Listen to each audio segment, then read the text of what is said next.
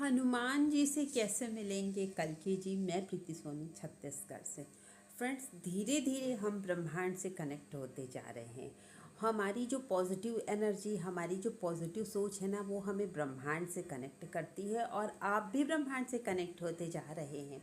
जब हम किसी चीज़ को पॉजिटिव वे में लेते हैं ना, तो वो सीधा हमें ब्रह्मांड से कनेक्ट करता जाता है। और जो ध्यान करते हैं वो तो होते ही है कनेक्ट। इसके बाद क्या होता है, जब आप ब्रह्मांड से कनेक्ट होते हैं तो आपका मन शांत होने लगता है, आपको अच्छी अच्छी सोच आएगी, आप अच्छी अच्छी बातें करेंगे और हर चीज़ को पॉजिटिव वे मिलेंगे, है ना। और क्या है, ब्रह्मांड से जब हम कनेक्ट होते हैं तो हमें बहुत सारी एनर्जी फील होती है। इसके लिए ना, ध्यान अगर आप नहीं करते तो भी चलेगा, बस आपकी सोच जो है अच्छी होनी चाहिए, पॉजिटिव होनी चाहिए, तो वो बहुत जल्दी आपको कनेक्ट कर देती है। और एक बात जो कहा गया है कि अभी के टाइम पे एलियन आए हुए हैं। एक्चुअली में एलियन किससे बोल रहे हैं, जैसे हम बोलते हैं ना, कल्कि जी के साथ साथ बहुत सारे देवी देवता भी धरती पर हैं, तो उन सबको ही एलियन बोला जाता है। ये जो एलियन है दूसरे ग्रह से आए हुए, ये एक्चुअली क्या है, भगवान के लोक से आए हुए हैं, एलियन है ना। हम बताते ही हैं और आपको भी मालूम ही है कि जैसे महाभारत काल में सिर्फ कृष्ण जी थोड़ी आए थे, बहुत सारे और भी देवी देवता उस समय अवतार लेकर आए थे भगवान के सपोर्ट के लिए। राम जी के टाइम पे भी सेम ऐसा ही हुआ था, तो कल्कि जी के टाइम पे भी तो ऐसा ही होगा ना कि बहुत सारे देवी देवता आए हैं धरती पर भले हम नहीं पहचान पा रहे हैं उनको, लेकिन आए हुए हैं कि कल्कि जी की सहायता करने के लिए। और बीच बीच में देवी देवता जो है धरती पर आते ही हैं जन्म लेकर, क्योंकि उनकी वजह से ही ये धरती टिकी हुई है। भले हम नहीं पहचान पाते, हम अपने ईगो में जानना भी नहीं चाहते हैं ना। कौन इतने भक्तों की बात करे, अभी के टाइम पे कितना मतलब कहना चाहिए, कितनी तेज़ी का टाइम चल रहा है, फास्ट लाइफ हो गई है, दुनिया इतनी तेज़ी से भाग रही। कौन यहाँ भगवान की बात करते बैठे, अरे कौन अपना टाइम खराब करे भगवान की बातों में, ऐसा नहीं हो जाता लोगों के मन में। लेकिन सच्चाई तो ये है कि भगवान तो धरती पर आ ही चुके हैं, इसको तो कोई इनकार नहीं कर सकता। और हम बार बार बोलते कि आप प्रतीक्षा कर रहे हैं, कभी कभी व्यग्रता भी आ जाती है ना कि कब आएंगे भगवान। अब बहुत हुआ, कई बार ऐसा मन में भी लगता है, और ये व्याकुलता ही हमें भगवान के करीब ले जाएगी, ये भी सही बात है। और हम तो प्रतीक्षा कर रहे हैं, हम तो बड़े शौक से प्रतीक्षा कर रहे हैं, क्योंकि भक्त इंतजार नहीं करेंगे भगवान का तो कौन करेगा। तो हमारा तो इंतजार करना बनता ही है। और एक बात है ना, जैसे सबरी माता का इंतजार था, सबरी माता का इंतजार सोचो, कब से वो बचपन से ही समझो भगवान का इंतजार करती आ रही थी। जब उनकी एज हो गई, बूढ़ी हो गई माता, तब भगवान आकर उनको दर्शन दिए, लेकिन उन्होंने विश्वास नहीं तोड़ा। ये हम लोगों को सिखाता है कि अपना धैर्य हमें बना के ही रखना पड़ेगा। लेकिन आजकल के हिसाब से कलयुग की देन है कि हमें जल्दी ही व्यग्रता आ जाती है, हम पेशेंस रख ही नहीं पाते, बस यही पेशेंस की हमारे पास कमी है समझो, है ना। अब ये हो, सबरी माता को तो देखा, हनुमान जी की प्रतीक्षा तो युग युग की है। कब से प्रतीक्षा कर रहे हैं हनुमान जी, तो त्रेता युग से। फिर द्वापर में मिले भगवान से, लेकिन इतना मिलना भी क्या होता है। अभी जब कल्कि जी से मिलेंगे हनुमान जी, तब उनको मुक्ति मिलेगी, या भगवान के लोक में भगवान के साथ चले जाएंगे।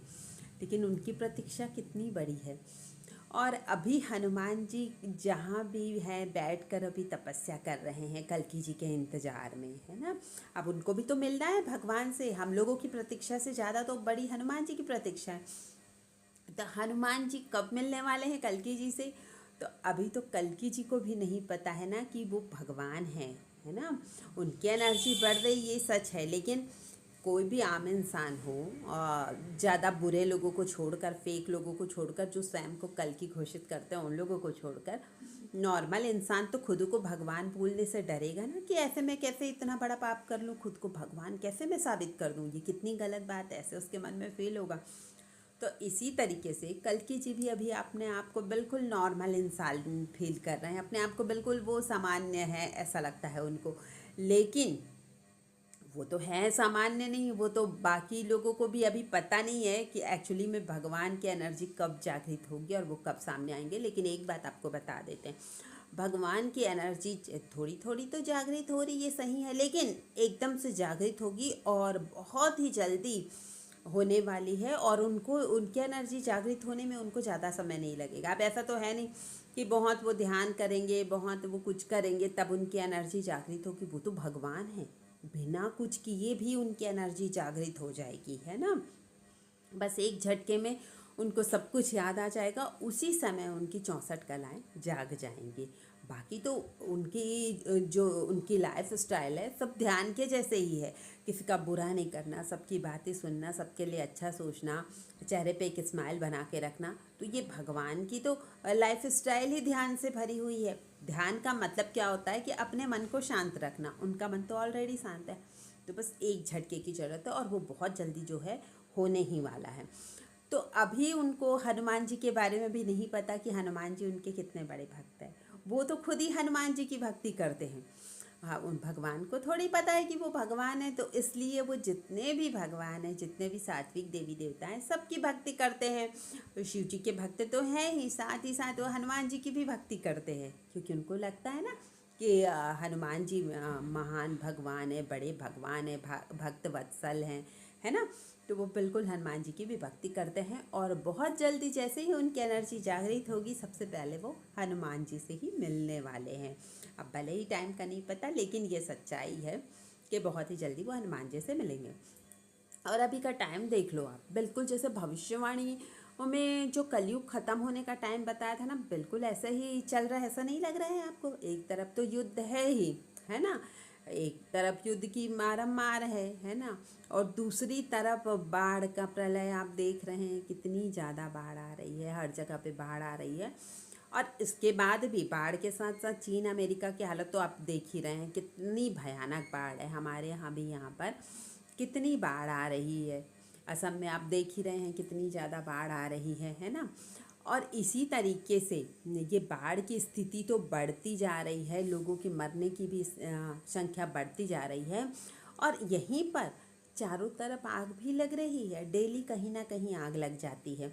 आपने देखा है ना कि कैसे जंगलों में आग लग रही है। और इसके साथ साथ भूकंप के झटके भी फील हो रहे हैं, आए दिन भूकंप के झटके होते हैं। और अभी तो देखिए पटना में क्या हो रहा है, सड़क हादसे में किसी की मौत हो गई और सारे लोग सड़कों पर उतर आए हैं और वहाँ पर उन्होंने जो है एक बस में 2 पुलिस की गाड़ियों में आग लगा दी है। तो यहाँ पे भी आग की बात हो गई। और यही तो कहा गया था कि आगजनी तो होगी, 2026 में भरपूर होगी, और आप देख रहे हैं डेली कहीं ना कहीं आग तो लगी रही है। मतलब कितनी विपरीत सिचुएशन है, इधर बाढ़ है, इधर आग है। और एक बात, नेपाल का भी आपने सुना ही होगा, नेपाल में भी लोग प्रोटेस्ट कर रहे, क्यों कर रहे हैं? उन लोगों का मानना है कि नेपाल को हिंदू राज्य घोषित किया जाए, है ना। तो ये भी कितनी बड़ी बात है, सोचो, हिंदू राष्ट्र के लिए ही इतनी बड़ी बात चल रही है। और यही कहा गया था, आपने सूरदास जी की भविष्यवाणी जरूर सुनी होगी कि धर्म की बेल बढ़े, धर्म की बेल बढ़ेगी, सिर्फ एक ही धर्म रह जाएगा और वो है सनातन धर्म। इसके अलावा कोई दूसरा धर्म नहीं रहेगा।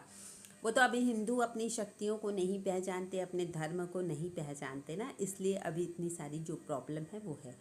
बाकी तो अब धीरे धीरे सब कुछ सही हो जाएगा, सबको सब कुछ समझ आने लगेगा। तो ये जो स्थिति है, बार बार हमने कहा भी था कि युद्ध ऐसा लगेगा कि बस रुक गया फिर शुरू होगा, फिर रुक गया फिर शुरू होगा। और अब जब शुरू होगा ना, और भयानक स्थिति के साथ शुरू होगा, क्योंकि अभी जब जब रुक के दोबारा हुआ है तो पहले से भी ज़्यादा भयानक स्थिति रही है, और अभी भी बिल्कुल यही होने वाला है। क्योंकि जब भी कोई पलट के वार करेगा तो पूरी तैयारी के साथ करता है ना, तो कभी भी युद्ध की स्थिति बन जाएगी। अच्छा, एक बात मैंने और कही थी वीडियो में, तो किसी ने पूछा कि ये आप अजीब बात कैसे कह रही हैं कि युद्ध हो, तीसरा विश्व युद्ध नहीं होगा। देखो, तीसरा विश्व युद्ध नहीं होगा, युद्ध तो होगा, और आप देख रहे हैं युद्ध चल भी रहा है, बहुत सारे देशों में होगा आपस में। लेकिन ये होते होते जो है युद्ध जो है ऐसे मोड़ पे आ जाएगा कि बस अब जो है परमाणु अटैक होने ही वाला है। अब बस दुनिया, अगर परमाणु अटैक होता है तो सोचो दुनिया का क्या होगा, है ना। पृथ्वी भी नहीं बचेगी। आपने एक ही वो हिरोशिमा नागासाकी वाली बात तो सुनी ही है ना। कुछ लोग बोलते हैं न्यूक्लियर हथियार होते ही नहीं, लेकिन अगर न्यूक्लियर हथियार नहीं होते तो आप सोचो हिरोशिमा नागासाकी की स्थिति ऐसी क्यों बनी कि आज तक के वहाँ जीवन का नामो निशान नहीं है, है ना। तो न्यूक्लियर बम होते हैं और ये स्थिति बनेगी तो सब एक दूसरे पे अटैक करेंगे, क्योंकि ये सबके पास है। साइंस ने इतनी तरक्की कर ली उस टाइम पे जब हिरोशिमा नागासाकी पे हमला हुआ था, उस समय साइंस ने इतनी तरक्की नहीं की थी, लेकिन अभी तो हर देश के पास ये है ना परमाणु हथियार। तो क्या बचेगा इसके बाद? दुनिया क्या बचेगी? पृथ्वी बचेगी? इसी को रोकने के लिए कल्कि जी आ रहे हैं कि ताकि दुनिया ख़त्म ना हो जाए। सब यहाँ पर सबका ईगो इतना बड़ा है कि वो लोग तो कुछ समझेंगे नहीं, किसी के लिए कुछ फीलिंग तो है नहीं किसी के मन में, है ना, कि किसी का बुरा हो रहा है सोच ले 2 कदम पीछे ले ले, बिल्कुल ये सोच तो आनी नहीं है। तो इसी को बचाने के लिए ही भगवान आ रहे हैं कि भक्तों की रक्षा हो और जो है मानवता धरती पर बची रहे। एक बात और है कि बहुत सारे ग्रह नक्षत्र भी इतने विकराल होते जा रहे हैं कि आने वाला समय जो है बहुत मुश्किल से सबको जान बचाना कठिन हो जाएगा।